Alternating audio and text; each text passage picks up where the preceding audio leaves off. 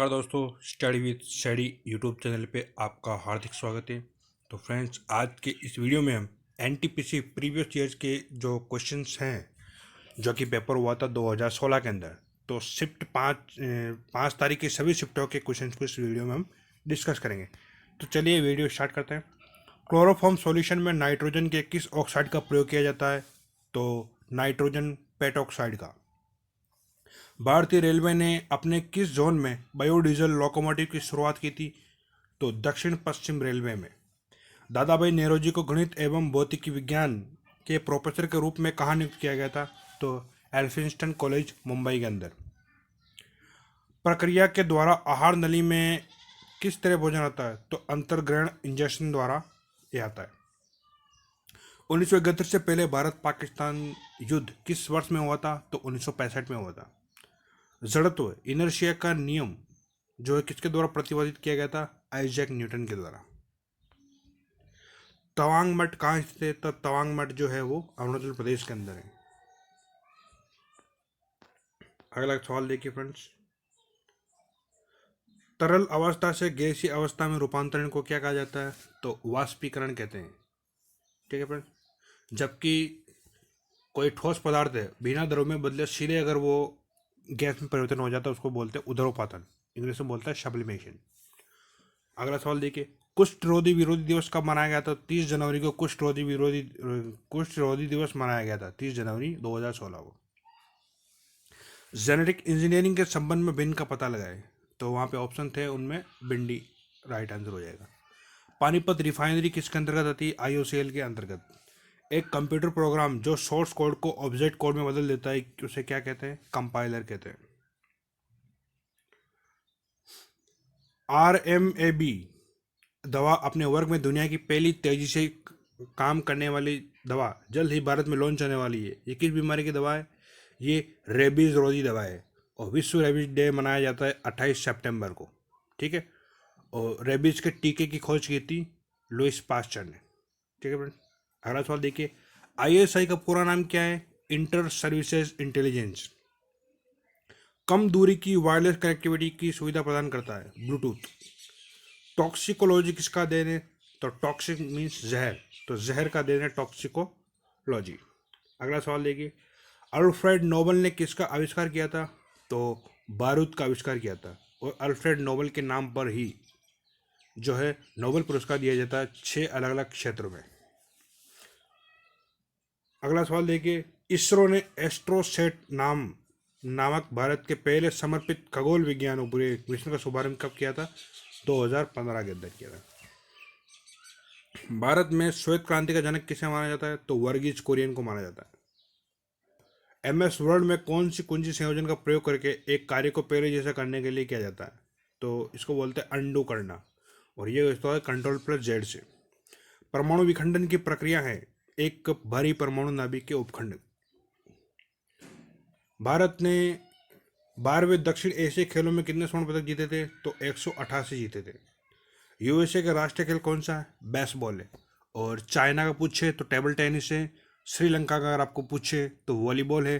अगर भारत और पाकिस्तान का पूछे तो राष्ट्रीय खेल हमारा है हॉकी। अगला सवाल देखिए, 5 अप्रैल की सेकंड शिफ्ट के क्वेश्चन। कला सिनेमा जगत में योगदान के लिए पद्म विभूषण पुरस्कार से 2016 में किसे सम्मानित किया गया था? तो ये किया गया था रजनीकांत को। एक तत्व की परमाणु संख्या किसके बराबर होती है? प्रोटॉनों की संख्या के बराबर होती है। उस केंद्र शासित प्रदेश का नाम बताइए जो केंद्र सरकार द्वारा घोषित प्रस्तावित स्मार्ट शहरों की सूची में शामिल है, तो वो है नई दिल्ली। भारतीय मूल के उस व्यक्ति का नाम बताइए जिसे 2015 में महारानी एलिजाबेथ द्वितीय से नाइटहुड का सम्मान प्राप्त किया था।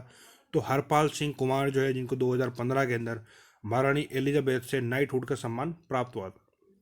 इलाहाबाद में त्रिवेणी संगम किसका संगम माना जाता है? 3 नदियों का संगम माना जाता है। टीपू सुल्तान मस्जिद कहाँ स्थित है? तो टीपू सुल्तान मस्जिद जो है वो कोलकाता के अंदर स्थित है। भारत के संविधान में कौन सा अनुच्छेद हिंदी को संघ की राजभाषा का दर्जा प्रदान करता है? अनुच्छेद 343। एपिडेमियोलॉजी क्या है? तो बड़ी आबादी में रोग की घटना एवं उसके प्रसार का अध्ययन जो है वो एपिडेमियोलॉजी कहलाता है। IRS 1A भारत का क्या है, तो पहला परिचालनात्मक दूर संवेदी उपग्रह दादर एवं नगर हवेली कहाँ है, तो पोर्ट ब्लेयर है।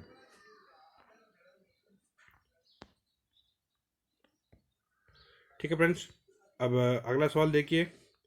चंद्रयान फर्स्ट चंद्रमा पर खोजबीन के लिए जाने वाला भारत का पहला यान को कब लॉन्च किया गया था, 2008 के अंदर। कौन सी धातु अधिक वायु प्रदूषण का कारण बनती है, तो वो है सीसा। सेरीकल्चर किससे संबंधित है, तो रेशम के कीड़ों का पालन जो है वो सेरीकल्चर से रिलेटेड है। पिच ब्लेंड किससे संबंधित है, तो पिच ब्लेंड जो है यूरेनियम का अयस्क है। अल्ट्रासोनिक तरंगों की आवृत्ति कितनी होती है, तो 20 किलो हर्ट्ज से ज़्यादा होती है अल्ट्रासोनिक। बायोडाइवर्सिटी किससे संदर्भित है, तो पृथ्वी पर जीवन की विविधता से।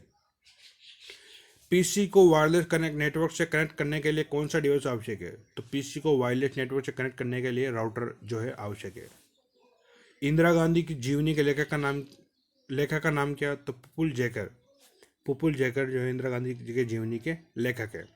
सूरज की रोशनी को विद्युत ऊर्जा में परिवर्तित करने के लिए सौर ऊर्जा उपयोग करती है, फोटोवोल्टिक सेल्स का।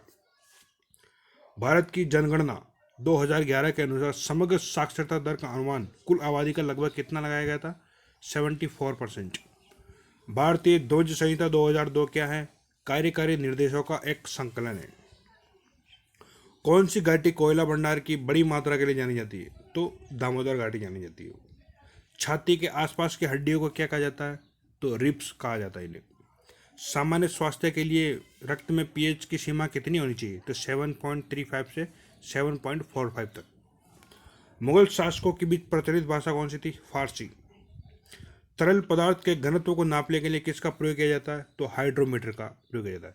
इसका मिला जुला जो सेम है कैसा हुआ था, हाइग्रोमीटर मापता है आर्द्रता, जबकि हाइड्रोमीटर मापता है घनत्व। भारत में राष्ट्रीय खेल दिवस कब मनाया जाता है, तो 29 अगस्त को हर साल भारत में राष्ट्रीय खेल दिवस मनाया जाता है।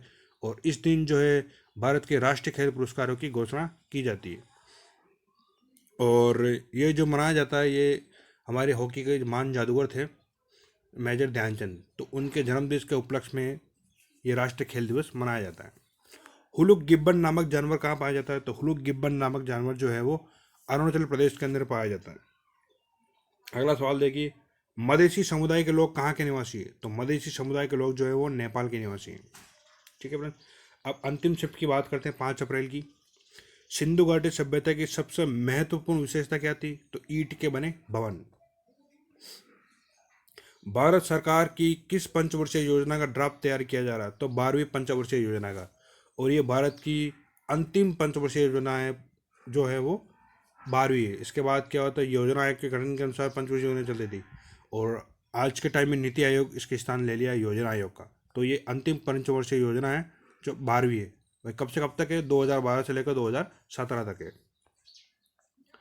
प्रोजेक्ट लून किसकी एक खोज इंजन परियोजना है जिसके माध्यम से उच्च ऊंचाई वाले हीलियम से भरे गुब्बारे का उपयोग कर ग्रामीण और दूर दराज के क्षेत्रों में इंटरनेट की पहुंच प्रदान की जा सकती है, गूगल।